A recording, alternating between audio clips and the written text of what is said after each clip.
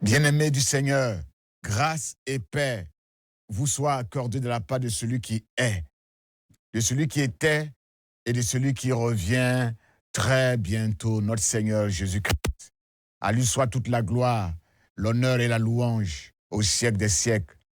Bien-aimé, quand tu sens que ta lampe est en train de s'éteindre, que tu es en train de faiblir spirituellement, que tu es en train de t'éloigner de ton Seigneur, rappelle-toi de la parole que tu as reçue.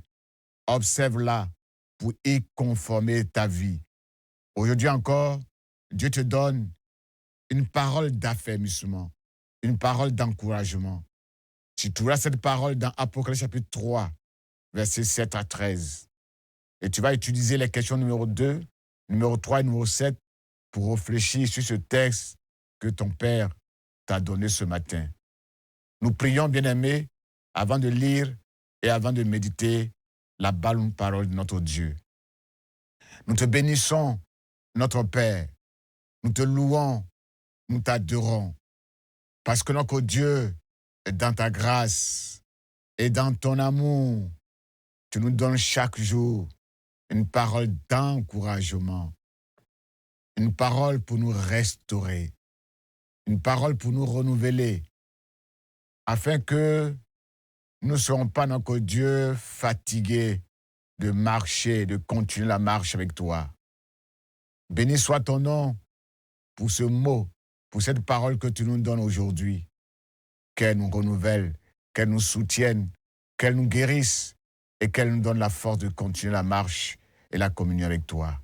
Béni soit ton nom, bénis ta parole, au nom puissant de notre Sauveur Jésus-Christ. Amen. Bien-aimés, nous lisons notre texte dans Apocalypse chapitre 3, versets 7 à 13.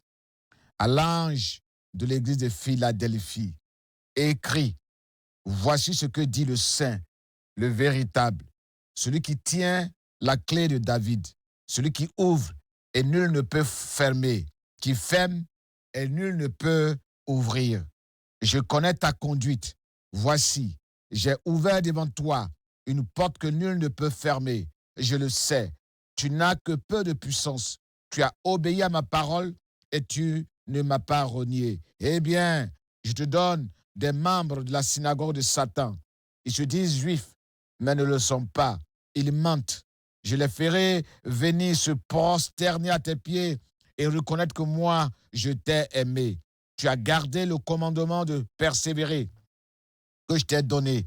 C'est pourquoi à mon tour, je te garderai à l'heure de l'épreuve qui va venir sur le monde entier pour éprouver tous les habitants de la terre. Je viens bientôt. Tiens ferme ce que tu as pour que personne ne te ravisse le prix de la victoire. Du vainqueur, je ferai un pilier dans le temple de mon Dieu et il n'en sortira plus jamais. Je graverai sur lui le nom de mon Dieu et celui de la ville de mon Dieu, la nouvelle Jérusalem qui descend du ciel d'auprès de mon Dieu, ainsi que mon nom nouveau. Que celui qui a des oreilles écoute ce que l'Esprit dit aux églises. Amen. Bien-aimés, qu'est-ce que nous apprenons sur Dieu? Qu'est-ce que ce texte nous apprend sur Dieu? Le verset 9. Le peuple élu de Dieu. C'est un statut, c'est une identité qui est convoitée par les adeptes de la synagogue de Satan et par tous les hommes de la terre. Dieu force, Dieu oblige les incroyants à s'humilier devant les enfants de Dieu et à reconnaître que Dieu les aime. Au verset 10, ce texte nous parle de ce Dieu qui nous garde, qui protège ses enfants quand la terre est éprouvée. Quand Dieu exerce ses jugements sur la terre par des tempêtes, par des famines, par des guerres, par des épidémies, par des déluges, Dieu préserve son peuple élu. Au verset 12, dans le temple de Dieu, dans la maison de Dieu, les vainqueurs seront érigés en piliers, en colonnes, sur lesquels seront gravés le nom de Dieu et le nom de la ville de Dieu. Cette nouvelle ville, créée par Dieu, descendra du ciel comme un cadeau, un don, une offrande venant de Dieu pour ses bien-aimés, pour ses enfants. Qu'est-ce que ce texte nous apprend sur Jésus-Christ, le Fils de Dieu? Au verset 7, Jésus est le Dieu saint. Le Dieu saint qui est mis à part, qui est sans péché. Il est le Dieu véritable. C'est celui qui dit la vérité. Il est vrai. Il est authentique. Il est l'original de Dieu. C'est le Fils de Dieu.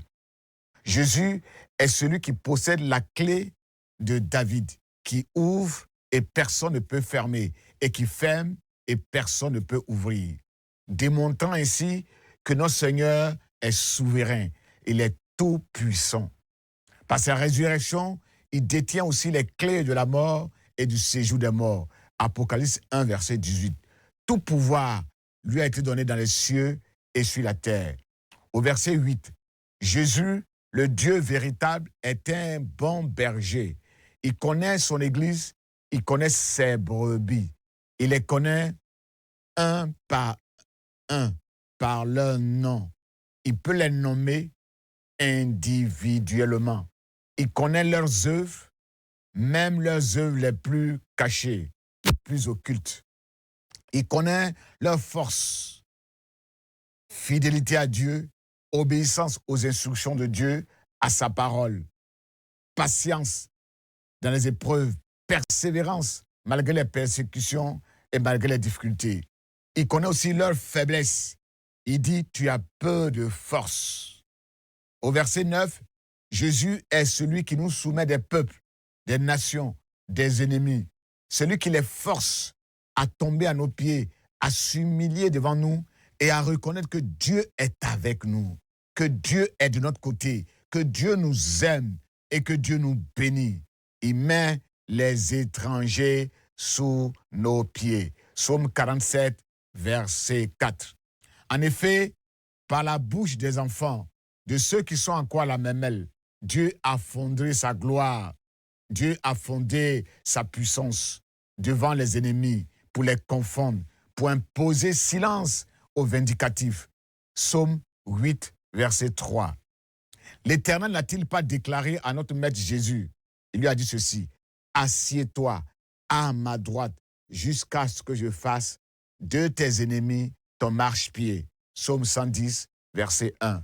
Bientôt, le Seigneur Jésus, le vainqueur, établira son règne, sa royauté sur ce monde et triomphera de tous ses ennemis. Le verset 10 nous apprend que Jésus se présente ici comme le Dieu qui récompense ses enfants obéissants par une protection renforcée quand surviennent les épreuves, les tribulations. N'a-t-il pas dit, je ne vous laisserai pas orphelins, je viendrai à vous, je serai avec vous tous les jours jusqu'à la fin du monde. Jean 14, verset 18, Matthieu 28, verset 20. Au verset 11, Jésus se présente à nous comme celui qui est notre conseiller. Il soutient son Église par des conseils, par des paroles de sagesse, des paroles d'encouragement, afin d'aider son peuple à surmonter les épreuves qui se profilent à l'horizon. Il tient un langage de vérité à son Église. Il dit, mon retour sera brusque, mon retour sera soudain, à l'heure où vous ne vous y attendez pas. C'est pourquoi, garde le peu de force que tu as, sois ferme, retiens fermement ton héritage spirituel, fortifie tes positions, sois vigilant, sois fidèle jusqu'au bout. Au verset 12, Jésus, notre Seigneur, sait motiver son Église.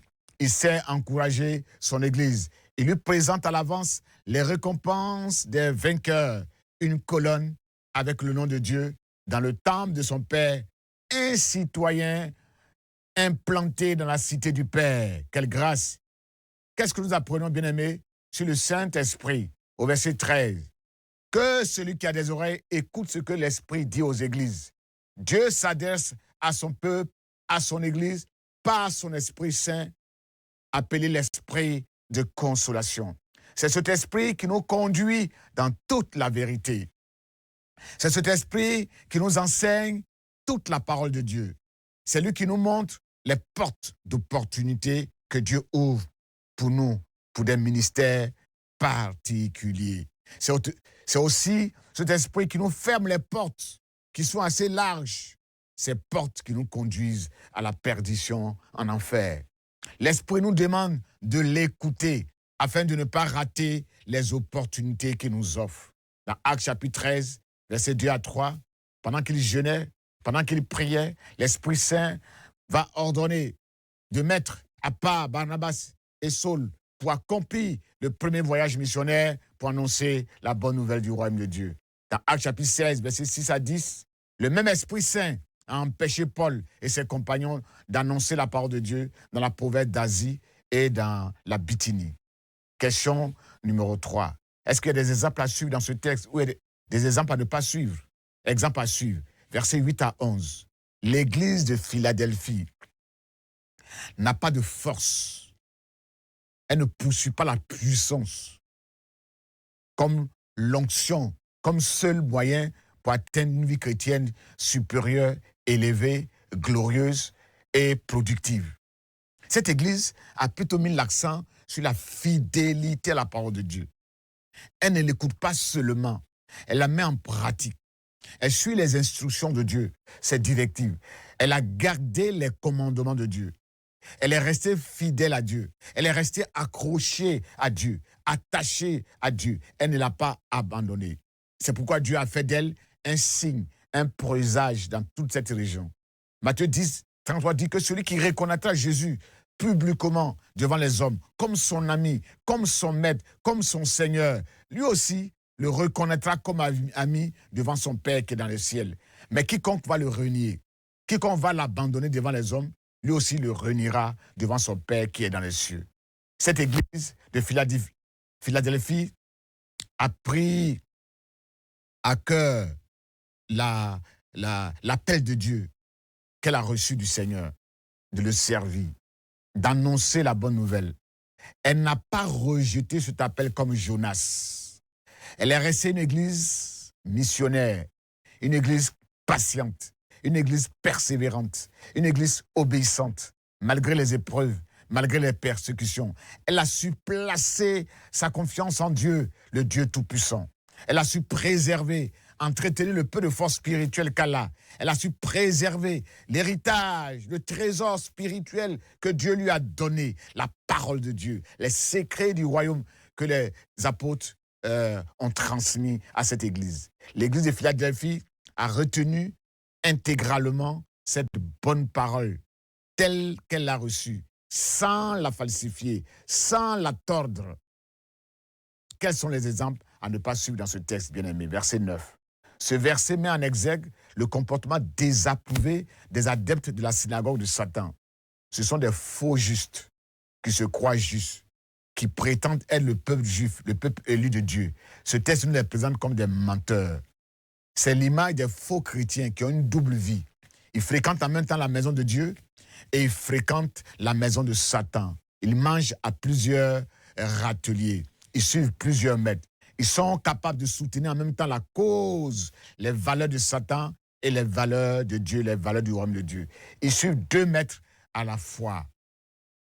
En parlant d'eux dans Matthieu 23, le maître dit ceci: gardez-vous de les imiter, car ils parlent d'une manière et ils agissent d'une autre. Ils aiment se faire voir. Ils affectionnent les places d'honneur. Ils aiment à se faire appeler maître, boss, patron. Ils aiment entretenir l'extérieur et ils négligent l'intérieur du cœur. Le Seigneur les appelle tombeaux blanchis, vipères, parce qu'ils ont l'allure d'honnêtes gens. Ils sont pieux. Ils font semblant d'être pieux et droits, mais au fond d'eux-mêmes, il n'y a qu'hypocrisie, il n'y a que désobéissance et rébellion envers les commandements et les enseignements de notre Seigneur Jésus-Christ. Bien-aimés, quelles sont les vérités spirituelles que nous pouvons tirer de ce texte que nous venons de lire? Verset 7. Cette lettre s'adresse à l'église de Philadelphie, qui signifie amour fraternel, communion fraternelle. C'est l'un des signes d'une église qui est vivante, une église réveillée spirituellement. C'est une église aimante qui s'affectionne aux choses d'en haut. Elle avait aussi de l'amour pour ce monde perdu. Elle avait une bonne disposition de cœur qui leur a ouvert les portes des champs missionnaires pour en évangéliser ce monde perdu. Dieu peut ouvrir pour chacun de nous des portes de possibilités, des portes d'opportunités illimitées, pourvu que nous soyons obéissants à sa parole. Mais nos péchés peuvent refermer ces portes de victoire illimitées et nous plonger dans les défaites illimitées comme les fils d'Élie l'ont connu, comme Akan l'a connu, comme Ananias et Saphira l'ont connu et ils ont été tués par Dieu. Au verset 8, qu'est-ce que nous pouvons tirer comme vérité? La force d'une église ne réside pas dans sa taille, dans sa force, dans sa puissance financière, mais elle réside dans sa foi en Dieu, dont les fondements sont la parole de Dieu, les promesses de Dieu, son appel à le servir, servir Dieu. Les champs ouverts par Dieu ne sont pas exempts d'obstacles, d'épreuves, de difficultés. Ces deux réalités se conjuguent toujours ensemble.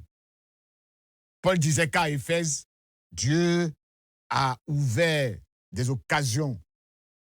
Il lui a ouvert un champ vaste d'opportunités avec des perspectives nombreuses pour annoncer la bonne nouvelle. Mais il a trouvé aussi dans ce champ-là, dans ces occasions, dans ces opportunités, des oppositions, des obstacles de la part de nombreux ennemis de Dieu. 1 Corinthiens 16, verset 9. Derrière l'opposition des adversaires de Dieu, c'est Satan qui travaille, qui attaque l'Église pour l'empêcher d'accomplir la mission d'annoncer la bonne nouvelle. La grâce de Dieu suffit à l'Église dans cette affaire. C'est quand elle se sent faible que le Seigneur déploie pleinement toute sa puissance, sa gloire pour la soutenir, pour l'aider à être vainqueur. Un jour viendra où les adversaires de Jésus, de l'Église, fléchiront les genoux devant celui qu'ils ont crucifié. Ils reconnaîtront que c'est lui le Fils de Dieu. Dieu fera de l'Église un sujet de fierté, un sujet de gloire, d'allégresse. Ésaïe 60, versets 12 à 16. Au verset 9, le Seigneur connaît ceux qui lui appartiennent. Et ceux qui affirment lui appartenir et qui disent qu'ils sont juifs, ils sont chrétiens, doivent se détourner du mal, des œuvres sataniques. 2 Timothée 2, 19. Au jour du jugement dernier, nombreux seront ceux qui diront « Seigneur, Seigneur, nous avons annoncé le message de Dieu en ton nom. Nous avons fait beaucoup de miracles en ton nom. » Jésus leur dira ouvertement « Je ne vous ai jamais connu. Vos actes sont mauvais. Vos actes sont contraires à la loi de Dieu. Allez-vous-en. Je ne vous connais pas. » Ce sera une humiliation publique. Matthieu 7, versets 22 à 23. Jean-Baptiste disait à la foule venue se faire baptiser, il dit, ne vous contentez pas de dire que vous êtes les fils, les descendants d'Abraham. Montez plutôt par vos actes, par votre comportement, que vous avez changé de vie, que vous avez été transformé par la bonne nouvelle. Tout arbre qui ne porte pas de bons fruits sera coupé et sera jeté au feu. Luc 3 plutôt, 8 à 9. Dans Romains chapitre 2, versets 17 à 25, l'apôtre Paul nous exhorte ainsi à nous méfier des fausses apparences, des hypocrisies, de fausses assurances, en nous disant, vous, il dit ceci, vous les Juifs, vous pensez que tout va bien entre vous et Dieu, parce que Dieu vous a donné la loi, que vous êtes ses amis. Vous vous considérez comme des phares qui indiquent le chemin qui mène vers Dieu. Vous enseignez les autres sans vous enseigner vous-même. Vous dites aux autres de ne pas voler, de ne pas commettre l'adultère, de ne pas adorer des idoles. Et vous transgressez les lois de Dieu. Vous déshonorez Dieu. C'est à cause de vous que le nom de Dieu est calomnié, blasphémé parmi les païens. Le fait d'être juif, d'être chrétien, n'a pas de signification si on n'obéit pas à la loi de Dieu. Mais si vous n'obéissez pas, les païens n'ont rien à vous envier. Vous êtes pire que les païens. En réalité, bien-aimés, il est impossible de suivre 2 maîtres à la fois. C'est intenable, c'est impossible. Il est impossible de faire jaillir d'une même source l'eau douce et l'eau amère. Jacques 2, 9 à 13. Au verset 11, la couronne du vainqueur peut lui être arrachée par Satan s'il vit dans le péché. La colonne, le pilier qui stabilisera nos familles, nos maisons, c'est l'arche de Dieu que nous construirons dans nos maisons pour sécuriser, pour sauver nos familles, comme Noé l'a fait. La Bible dit qu'il a conçu une arche pour sauver sa famille. Et cette arche, c'est la présence de Dieu dans nos maisons, dans nos foyers. C'est l'institution des cultes de maison, de famille, pour adorer Dieu autour de l'autel d'adoration que nous avons institué dans notre maison. Mon frère, un mot d'encouragement pour toi, pour terminer cette méditation d'aujourd'hui. Si, sur cette terre, aucune rue, aucun édifice ne porte ton nom, ce n'est pas grave. Ça ne fait rien. Sache que dans le ciel de gloire, pour t'honorer, pour te récompenser, Dieu a érigé une colonne dans son saint temple. Cette colonne portera ton nom spécialement, un nom glorieux. Il a inscrit ton nom dans le livre de vie lui-même. Sur cette terre, avant d'entrer au ciel, le ciel qu'il allait préparer pour toi, une maison qu'il allait préparer pour toi, avant cela, il a ouvert pour toi des fenêtres d'opportunités immenses afin que tu élargisses tes espaces, tes territoires et tu gagnes en hauteur, en grandeur. Prions, bien-aimés. Nous te bénissons, nous te rendons grâce parce que, Seigneur, tu as ouvert pour nous des portes que personne ne peut fermer. Tu ouvres pour nous des opportunités illimitées. Tu élargis pour nous nos espaces. Tu nous donnes de progresser, de grandir avec toi. C'est vrai, nous avons peu de force, mais c'est dans notre faiblesse que tu veux nous utiliser pour accomplir de grandes choses. Donne de garder l'héritage de la parole de Dieu que tu nous as donné. Donne-nous de persévérer dans la crainte de ton nom, de garder la fidélité à la parole de Dieu, afin que la couronne de gloire nous soit donnée à la fin des temps. Merci d'avoir inscrit nos noms dans le livre de vie. Merci d'avoir érigé une colonne sur laquelle, Seigneur, tu as inscrit nos noms. Nous bénissons ton nom parce que tu nous donnes la force de rester debout, de rester attaché à toi. À toi toute la gloire, à toi la louange, à toi l'honneur au siècle des siècles. Amen.